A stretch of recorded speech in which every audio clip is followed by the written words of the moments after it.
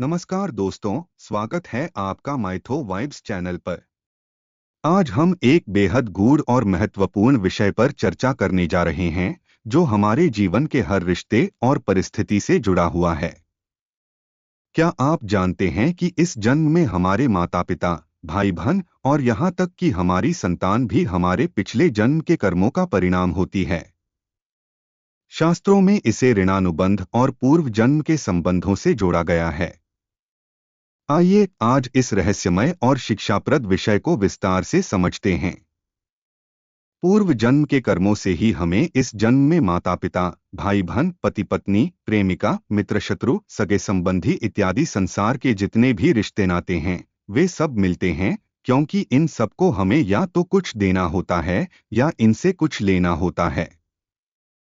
वैसे ही संतान के रूप में हमारा कोई पूर्व जन्म का संबंधी ही आकर जन्म लेता है, जिसे कि शास्त्रों में 4 प्रकार का बताया गया है। ऋणानुबंध: पूर्व जन्म का कोई ऐसा जीव जिससे आपने ऋण लिया हो या उसका किसी भी प्रकार से धन नष्ट किया हो, वह आपके घर में संतान बनकर जन्म लेगा और आपका धन बीमारी या व्यर्थ के कार्यों में तब तक नष्ट करेगा जब तक कि उसका हिसाब पूरा न हो जाए।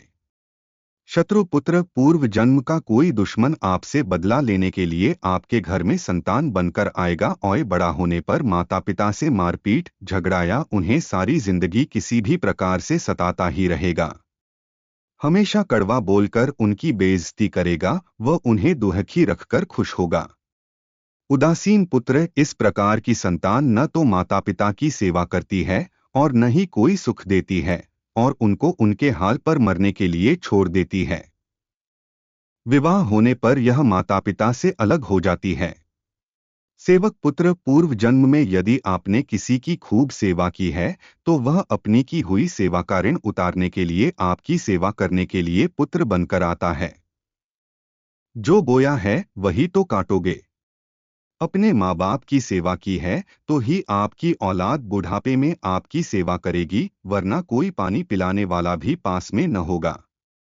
आप यह न समझें कि ये सब बातें केवल मनुष्य पर ही लागू होती हैं।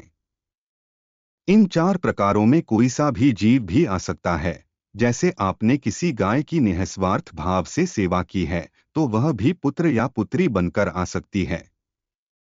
यदि आपने गाय को स्वार्थवश पालकर उसके दूध देना बंद करने के पश्चात उसे घर से निकाल दिया हो, तो वह ऋणानुबंध पुत्र या पुत्री बनकर जन्म लेगी।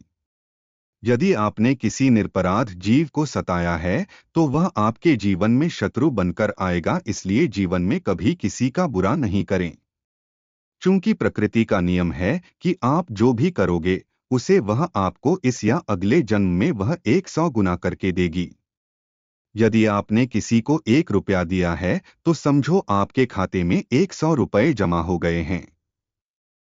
यदि आपने किसी का 1 रुपया छीना है, तो समझो आपकी जमा राशि से 100 रुपये निकल गए।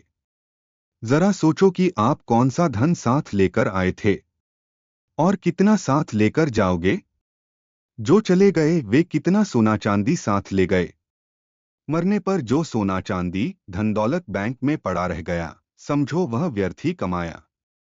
औलाद अगर अच्छी और लायक है, तो उसके लिए कुछ भी छोड़कर जाने की जरूरत नहीं, खुद ही खाक लेगा।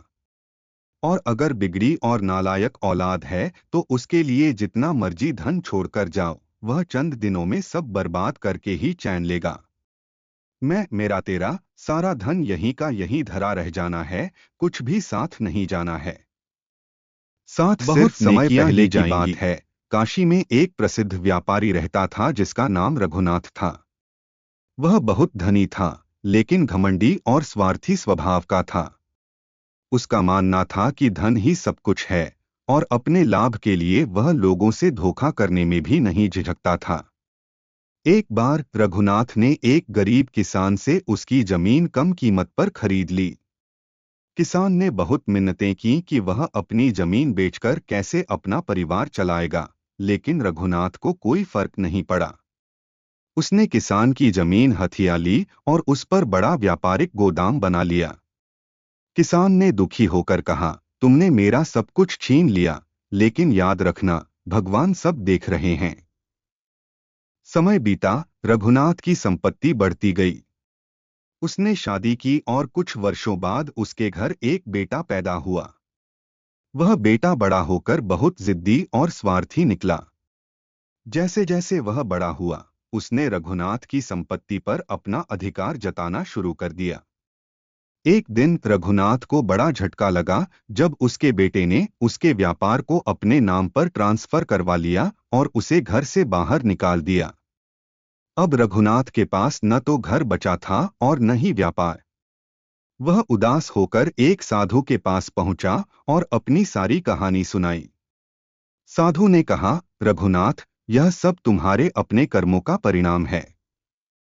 तुम्हारे बेटे का स्वभाव ऐसा क्यों है, इसे समझने के लिए तुम्हें अपने पिछले जन्मों में झांकना होगा। साधु ने ध्यान में जाकर बताया, तुम्हारे बेटे की आत्मा वही किसान है जिसकी जमीन तुमने छल से ली थी।